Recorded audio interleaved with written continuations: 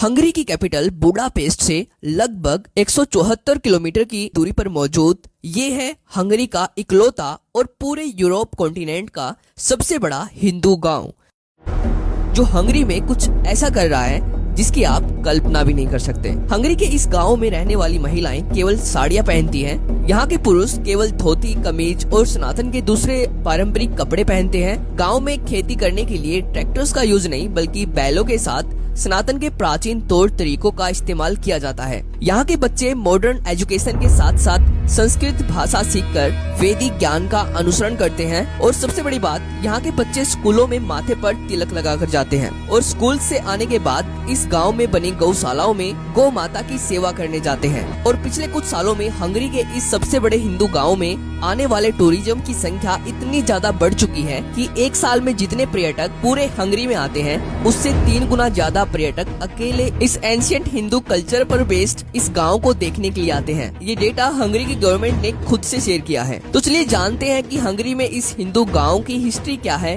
कैसे आज ये गांव हंगरी में इतना ज्यादा ट्रेंड कर रहा है, इसको किसने और क्यों बनाया, और जानेंगे कि कैसे यूरोपियन कंट्रीज में धीरे धीरे सनातन के एंशिएंट कल्चर की डिमांड बढ़ती जा रही है, जिससे इन देशों में सनातन के लिए एक बड़ी अपॉर्चुनिटी इंतजार कर रही है। तो इस वीडियो को पूरा जरूर देखना, बहुत सारी नई चीजों के बारे में आपको पता चलने वाला है। और अगर आपको ये वीडियो इम्पोर्टेंट लगती है तो वीडियो को लाइक करके इसको अपने रिलेटिव्स के साथ शेयर कर देना, जिससे इस वीडियो की रीच बढ़े और वीडियो ज्यादा से ज्यादा ऑडियंस तक पहुंचे। तो चलिए देखते हैं।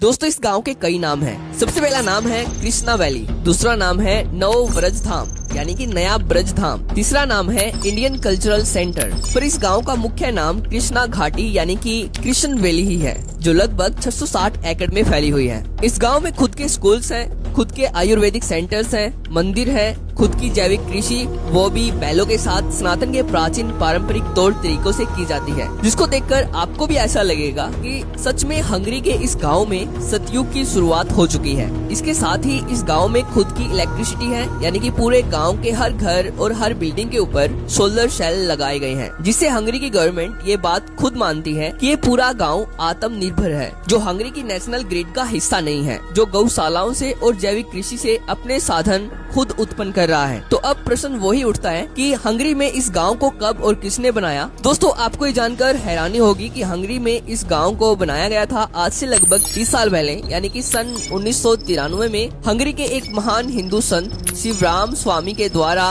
हंगरी में इस गांव की स्थापना की गई थी। और शिवराम स्वामी के निस्वार्थ भावना से किए गए सनातन के प्रति महान कामों को बताना शायद ही मेरे लिए इस वीडियो में पॉसिबल हो, क्योंकि अगर मैं इस महान संत के द्वारा किए गए सभी कामों को इस वीडियो में बताने लग जाऊं तो ये वीडियो 1 घंटे से ऊपर चली जाएगी। दोस्तों, शिवराम स्वामी का जन्म सन 1949 में हंगरी की कैपिटल बुडापेस्ट में हुआ था और तब ये सनातन धर्म से दूर दूर तक कोई संबंध नहीं रखते थे। पर जब ये सन 1980 में लंदन आए तब इन्होंने भगवत गीता से प्रेरित होकर इस्कॉन को ज्वाइन किया और इस्कॉन के माध्यम से सनातन धर्म अपनाया और अपना सब कुछ छोड़ सनातन में एक साधु का जीवन अपना लिया और अपना सिंपल लिविंग और हाई थिंकिंग का मोटो बनाया, जो सनातन के वेदों से इंस्पायर्ड है। और इनको भगवत गीता इतनी ज्यादा पसंद आई कि हंगेरियन लैंग्वेज में भगवत गीता को ट्रांसलेट करने का पूरा क्रेडिट भी इन्हीं को दिया जाता है, जिसको पढ़कर बहुत सारे हंगरी के लोग सनातन धर्म अपना पाए हैं और इस हिंदू वैदिक गाँव में रहने के लिए प्रेरित हुए हैं। जिसके कारण साल 2009 में शिवराम स्वामी के कामों से खुश होकर हंगरी के उच्च शिक्षा और विज्ञान के तत्कालीन राज्य सचिव कैरोली मनहर्ज के द्वारा इनको हंगरी गणराज्य के गोल्ड क्रॉस ऑफ मेरिट से सम्मानित किया गया, जो हंगरी में दूसरा सबसे बड़ा पुरस्कार है। यह पुरस्कार शिवराम स्वामी के उत्कृष्ट और मूल्यवान धर्मार्थ और मानवीय कार्यों के लिए इनको दिया गया था। पर दोस्तों, केवल इतना ही नहीं, जैसे कि मैंने आपको वीडियो के स्टार्टिंग में बताया कि एक साल में जितना टूरिज्म अकेले पूरे हंगरी में आता है उससे 3 गुना ज्यादा टूरिज्म एक साल में अकेले हंगरी के इस हिंदू गांव को देखने के लिए आता है। यानी कि एक साल में केवल 10,000 पर्यटक पूरे हंगरी में आते हैं, जो इनका ऑफिशियल डेटा है। और दूसरी तरफ एक साल में 30,000 से ज्यादा पर्यटक केवल हंगरी के इस हिंदू गांव को देखने के लिए आते हैं, जैसे कि आप इस वीडियो में देख सकते हो।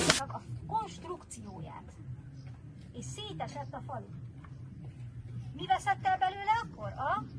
यहाँ पर हर हिंदू त्योहार को बहुत ही ऑर्गेनाइज तरीके से धूमधाम से मनाया जाता है, इसलिए खुलेआम हंगरी की गवर्नमेंट इस हिंदू गांव को पूरी तरह से सपोर्ट कर रही है हंगरी में कृष्ण भक्ति के माध्यम से सनातन धर्म का प्रचार करने के लिए। और इस गांव का हंगरी में ट्रेंड कितना ज्यादा बढ़ चुका है इसका अंदाजा आप यहाँ से लगा सकते हो कि जब ये गांव बनाया गया था तब इसके लिए 110 एकड़ लैंड खरीदा गया था इस्कॉन के द्वारा, और आज ये गांव फैलकर 660 एकड़ का हो चुका है। और धीरे धीरे हर साल इस्कॉन हंगरी में और ज्यादा लैंड खरीद रही है इस हिंदू इको विलेज को फैलाने के लिए। तो आज की इस वीडियो में इतना ही। अगर आपको वीडियो में दी गई जानकारी पसंद आई हो तो वीडियो को लाइक जरूर कर देना। तो थैंक्स फॉर वॉचिंग।